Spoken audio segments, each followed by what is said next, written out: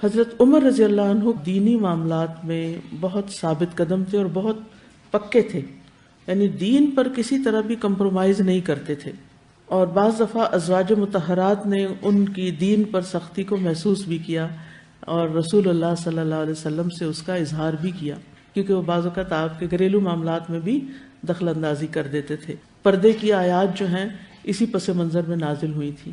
حضرت عمر رضی اللہ عنہ بعثت نبوی کے 6 سال مسلمان ہوئے تھے، اور اس وقت ان کی عمر صرف 27 ایئرز تھی، 27 سال کے تھے، یعنی ایک طرح سے نوجوان تھے، اور یہ نبی صلی اللہ علیہ وسلم کے ساتھ بدر، احد اور دیگر تمام جنگوں میں حاضر رہے، کئی چھوٹے لشکروں میں بھی گئے تھے اور بعض لشکروں کے امیر بھی بنے تھے، اور یہ نبی صلی اللہ علیہ وسلم کے ہمراہ احد کے دن جو لوگ ثابت قدم رہے تھے ان میں سے ایک تھے اور سابقون الاولون میں سے تھے۔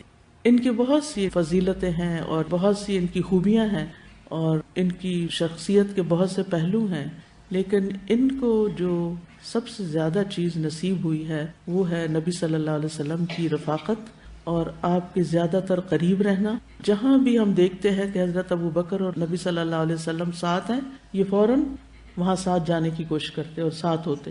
یہی وجہ ہے کہ ہم دیکھتے ہیں کہ اللہ سبحانہ و تعالیٰ نے ان کی اس خواہش، ان کی اس محبت کو قبول کیا اور مرنے کے بعد بھی ان کو نبی صلی اللہ علیہ وسلم کے قریب دفن ہونے کا موقع ملا۔ یہ سعادت اور یہ نعمت ہر ایک کو نہیں ملتی، یہ بہت بڑا درجہ ہے اور بہت بڑی سعادت ہے۔ حدیث میں آتا ہے کہ نبی صلی اللہ علیہ وسلم ان کے اسلام لانے سے پہلے فرمایا کرتے تھے، یا اللہ ابو جہل اور عمر بن خطاب میں سے جو تجھے زیادہ پسند ہو اس سے اسلام کو تقویت پہنچا، کیونکہ یہ کبھی تھے، بہادر تھے۔ راوی فرماتے ہیں چنانچہ عمر رضی اللہ عنہ ہی اللہ کے نزدیک محبوب نکلے کہ اللہ سبحانہ و تعالیٰ نے ان کو ہدایت دے دی۔ ابو بکر رضی اللہ عنہ کے بعد یہ ایک بہترین انسان تھے۔ ابن عمر کہتے ہیں کہ نبی صلی اللہ علیہ وسلم کے زمانے میں جب ہمیں صحابہ کے درمیان انتخاب کے لیے کہا جاتا تو سب میں افضل ہم ابو بکر رضی اللہ عنہ کو قرار دیتے، پھر عمر بن خطاب کو، پھر عثمان رضی اللہ عنہ کو، اور پھر سوان حضرت علی رضی اللہ عنہ اور دیگر صحابہ کو۔ اللہ سبحانہ تعالیٰ کے علاوہ یہ نبی صلی اللہ علیہ وسلم کو بھی بہت محبوب تھے۔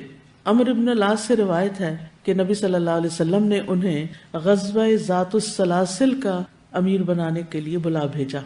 وہ کہتے ہیں میں آپ کی خدمت میں حاضر ہوا، میں نے پوچھا، یعنی جب ان کو ایک اہم پوزیشن دی گئی تو انہیں تھوڑی ہمت ہوئی، انہوں نے نبی صلی اللہ علیہ وسلم سے پوچھا آپ کو سب سے زیادہ محبت کس سے ہے؟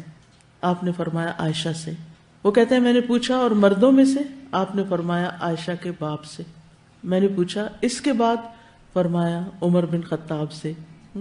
تو وہ کہتے ہیں کہ میں نے سوچا کہ کاش میں یہ سوال نہ ہی کرتا، کیونکہ ان کا خیال تھا کہ شاید آپ صلی اللہ علیہ وسلم ان کے بارے میں یہ فرمائیں گے، کیونکہ اس کی ایک وجہ یہ بھی تھی کہ آپ صلی اللہ علیہ وسلم کا صحابہ کے ساتھ ایسا تعلق تھا کہ ہر ایک یہ سمجھتا تھا کہ آپ سب سے زیادہ اسی سے محبت کرتے ہیں، اور یہ آپ کی توجہ دینے کی وجہ سے تھا، یعنی آپ اپنے ساتھیوں پر توجہ دیتے تھے، ان کا خیال رکھتے تھے۔ عمر رضی اللہ عنہ کے اسلام قبول کرنے سے مسلمانوں کو عزت ملی۔ آپ کا قبول اسلام کی ایک بہت بڑی فتح تھی اور اس سے لوگوں کو ہجرت میں مدد ملی۔ اسی طرح مسلمانوں کو کعبہ میں نماز پڑھنے کا موقع ملا۔ عبداللہ بن مسعود کہتے ہیں ہم کعبہ کے پاس نماز پڑھنے کی قدرت نہ رکھتے تھے، یہاں تک کہ عمر رضی اللہ عنہ مسلمان ہو گئے، اور جب حضرت عمر مسلمان ہو گئے تو انہوں نے قریش سے لڑائی کی، یہاں تک کہ کعبہ کے پاس جا کر نماز پڑھی، اور ہم نے بھی پھر ان کے ساتھ پڑھی، کیونکہ انہوں نے چیلنج کیا تھا نا، ہے کوئی پھر جو آگے آئے میں اسے نبٹ لوں گا۔ دین میں بہت شدید تھے۔ نبی صلی اللہ علیہ وسلم نے فرمایا میری امت میں سے میری امت پر سب سے زیادہ مہربان ابو بکر ہیں، اور اللہ کے دین کے معاملے میں سب سے زیادہ سخت عمر ہیں۔ ان کی زبان اور دل پر حق جاری ہوتا تھا۔ رسول اللہ صلی اللہ علیہ وسلم نے فرمایا اللہ نے عمر کے دل اور زبان پر حق جاری کر دیا ہے۔ ابن عمر فرماتے ہیں کوئی واقعہ ایسا نہیں جس میں عمر رضی اللہ عنہ اور دوسرے لوگوں نے کوئی رائے دی ہو اور قرآن عمر رضی اللہ عنہ کے قول کی موافقت میں نہ اترا ہو، یعنی وہ حضرت عمر کی رائے کے مطابق نازل ہو جاتا، یعنی اس خاص مسئلے میں۔ شیطان بھی ان سے ڈرتا تھا۔ صحیح بخاری کی روایت ہے رسول اللہ صلی اللہ علیہ وسلم نے حضرت عمر سے فرمایا اے ابن خطاب، مجھے اس ذات کی قسم جس کے ہاتھ میں میری جان ہے، اگر تمہیں شیطان راستے میں چلتا ہوا دیکھ لے تو وہ اپنا راستہ تبدیل کر کے دوسرے راستے پہ چلنے لگتا ہے، یعنی تمہارے قریب نہیں آنا چاہتا، وہ ڈرتا ہے تم سے۔ رسول اللہ صلی اللہ علیہ وسلم نے فرمایا، میں شیطان جنوں اور شیطان انسانوں کو دیکھتا ہوں، وہ عمر سے بھاگ جاتے ہیں۔ بہت باروب تھے۔ ابن کثیر کہتے ہیں آپ اللہ کی رضا کے معاملے میں بہت منکسر المزاج تھے، کھردری زندگی گزارنے والے، سوکھی روٹی کھانے والے، اللہ کی ذات کے معاملے میں بڑے سخت، کپڑوں میں چمڑے کے پیوند لگواتے، اپنے کندھوں پر مشق اٹھا لیتے، باوجود اپنی ہیبت اور شخصیت کے گدھے کی ننگی پیٹھ پہ سوار ہو جاتے، اونٹ پر کھجور کے پتوں کی نکیل ڈالے ہوئے سواری کی، بہت کم ہنسنے والے تھے، کسی سے ہنسی مذاق نہیں کرتے تھے، لوگوں سے مذاق نہیں کرتے تھے۔ ان کی انگوٹھی کے نگینے پر یہ نقش تھا، اے عمر، موت ہی نصیحت کرنے کو کافی ہے۔ حضرت علی رضی اللہ عنہ اور حضرت عمر رضی اللہ عنہ کے درمیان ایک اچھا تعلق تھا۔ ابن عباس کہتے ہیں کہ جب عمر رضی اللہ عنہ کو شہادت کے بعد ان کی چارپائی پر رکھا گیا تو تمام لوگوں نے نعش مبارک کو گھیر لیا، یعنی سب لوگ آس پاس آ گئے اور ان کے لیے دعا اور مغفرت کرنے لگے۔ نعش ابھی اٹھائی نہیں گئی تھی، میں بھی وہیں موجود تھا۔ اسی حالت میں اچانک ایک صاحب نے میرا شانہ پکڑ لیا، کندھا پکڑا، میں نے دیکھا تو وہ علی رضی اللہ عنہ تھے۔ پھر انہوں نے حضرت عمر رضی اللہ عنہ کے لیے دعائے رحمت کی اور ان کی نعش کو مخاطب کر کے کہا، آپ نے اپنے بعد کسی بھی شخص کو نہیں چھوڑا کہ جسے دیکھ کر مجھے یہ تمنا ہوتی کہ اس کے عمل جیسا عمل کرتے ہوئے میں اللہ سے جا ملوں، اور اللہ کی قسم مجھے تو پہلے سے یقین تھا کہ اللہ آپ کو آپ کے دونوں ساتھیوں کے ساتھ ہی رکھے گا، یعنی آپ انہی دو کے ساتھ ہوں گے۔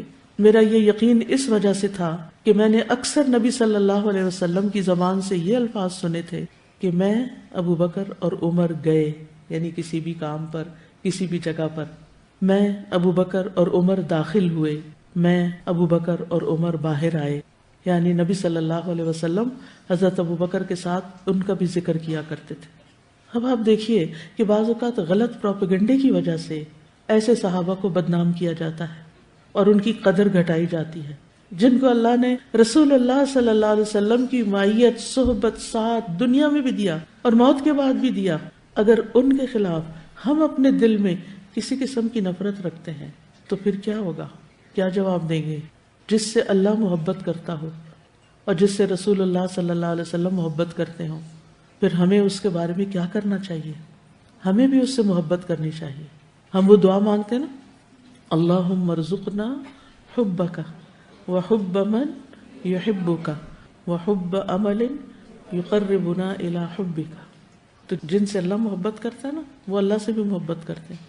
یہ قرآن مجید میں آتا ہے یحبہم ویحبونہ، وہ ان سے محبت کرتا ہے، وہ اس سے محبت کرتے ہیں۔ رضی اللہ عنہم ورضوا عنہ، اللہ ان سے راضی ہو گیا اور وہ اللہ سے راضی ہو گئے۔ اللہ جن سے راضی ہو جائے، ہمیں بھی ان سے راضی رہنا چاہیے۔